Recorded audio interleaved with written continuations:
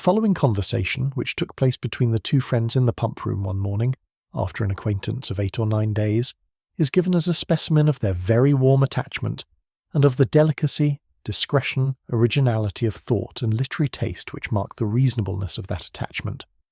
They met by appointment, and as Isabella had arrived nearly 5 minutes before her friend, her first address naturally was, "My dearest creature, what can have made you so late?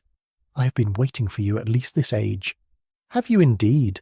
I am very sorry for it, but really I thought I was in very good time. It is but just 1. I hope you have not been here long?" "Oh, these 10 ages at least. I am sure I have been here this half hour. But now, let us go and sit down at the other end of the room, and enjoy ourselves. I have 100 things to say to you. In the first place, I was so afraid it would rain this morning, just as I wanted to set off. It looked very showery, and that would have thrown me into agonies. Do you know, I saw the prettiest hat you can imagine, in a shop window in Milsom Street just now, very like yours, only with coquelicot ribbons instead of green. I quite longed for it. But my dearest Catherine, what have you been doing with yourself all this morning? Have you gone on with Udolpho?" "Yes, I have been reading it ever since I woke, and I am got to the Black Veil." "Are you indeed? How delightful! Oh, I would not tell you what is behind the Black Veil for the world. Are not you wild to know?" "Oh, yes, quite. What can it be? But do not tell me. I would not be told upon any account. I know it must be a skeleton. I am sure it is Laurentina's skeleton. Oh, I am delighted with the book. I should like to spend my whole life in reading it. I assure you, if it had not been to meet you, I would not have come away from it for all the world." "Dear creature, how much I am obliged to you. And when you have finished Udolpho, we will read the Italian together, and I have made out a list of 10 or 12 more of the same kind for you." "Have you indeed? How glad I am! What are they all?" "I will read you their names directly. Here they are, in my pocket-book. Castle of Wolfenbach, Claremont, Mysterious Warnings, Necromancer of the Black Forest, Midnight Bell, Orphan of the Rhine, and Horrid Mysteries. Those will last us some time." "Yes, pretty well. But are they all horrid?" "Are you sure they are all horrid?" "Yes, quite sure. For a particular friend of mine, a Miss Andrews, a sweet girl, one of the sweetest creatures in the world, has read every one of them. I wish you knew Miss Andrews. You would be delighted with her. She's netting herself the sweetest cloak you can conceive. I think her as beautiful as an angel, and I am so vexed with the men for not admiring her. I scold them all amazingly about it." "Scold them? Do you scold them for not admiring her?" "Yes, that I do. There is nothing I would not do for those who are really my friends. I have no notion of loving people by halves. It is not my nature. My attachments are always excessively strong. I told Captain Hunt at one of our assemblies this winter that if he was to tease me all night, I would not dance with him, unless he would allow Miss Andrews to be as beautiful as an angel. The men think us incapable of real friendship, you know, and I am determined to show them the difference. Now, if I were to hear anybody speak slightingly of you, I should fire up in a moment, but that is not at all likely, for you're just the kind of girl to be a great favourite with the men." "Oh dear," cried Catherine, colouring, "how can you say so?" "I know you very well. You have so much animation, which is exactly what Miss Andrews wants, for I must confess there is something amazingly insipid about her. Oh, I must tell you that just after we parted yesterday I saw a young man looking at you so earnestly. I am sure he is in love with you." Catherine coloured and disclaimed again. Isabella laughed. "It is very true, upon my honour, but I see how it is. You are indifferent to everybody's admiration, except that of one gentleman who shall be nameless. Nay, I cannot blame you, speaking more seriously. Your feelings are easily understood. Where the heart is really attached, I know very well how little one can be pleased with the attention of anybody else.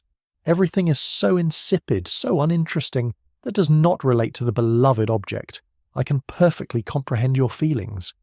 But you should not persuade me that I think so very much about Mr. Tilney, for perhaps I may never see him again." "Not see him again? My dearest creature, do not talk of it. I am sure you would be miserable if you thought so." "No, indeed, I should not. I do not pretend to say that I was not very much pleased with him, but while I have Udolpho to read, I feel as if nobody could make me miserable. Oh, the dreadful Black Veil! My dear Isabella, I am sure there must be Laurentina's skeleton behind it. It is so odd to me that you should never have read Udolpho before.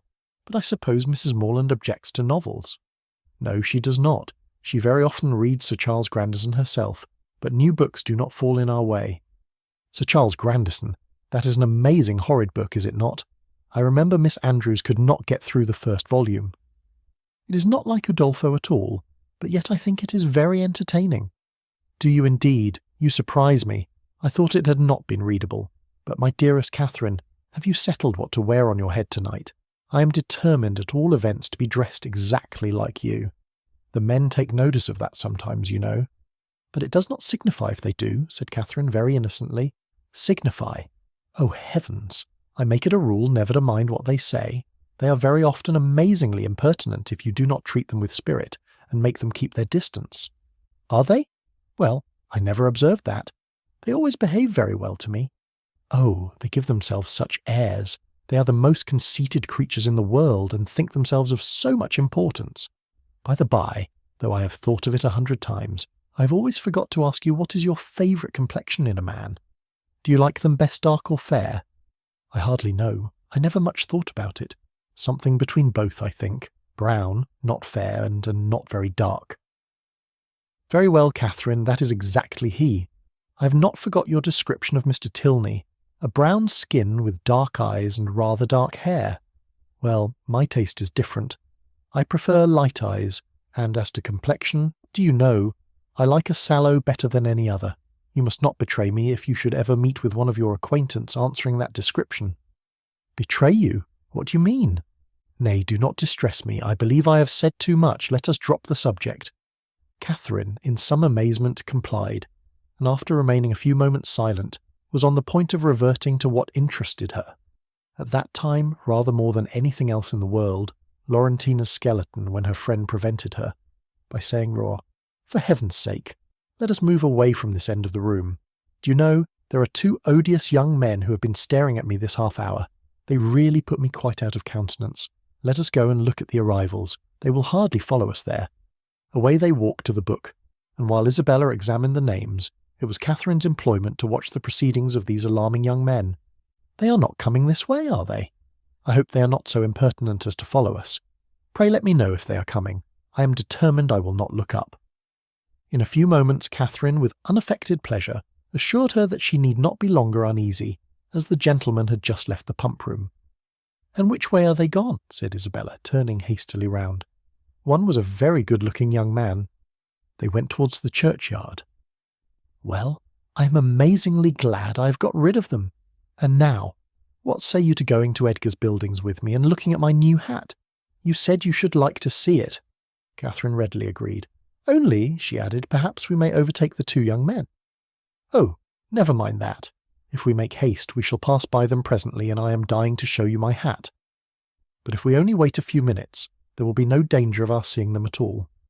I shall not pay them any such compliment, I assure you. I have no notion of treating men with such respect. That is the way to spoil them. Catherine had nothing to oppose against such reasoning, and therefore, to show the independence of Miss Thorpe and her resolution of humbling the sex, they set off immediately as fast as they could walk in pursuit of the 2 young men.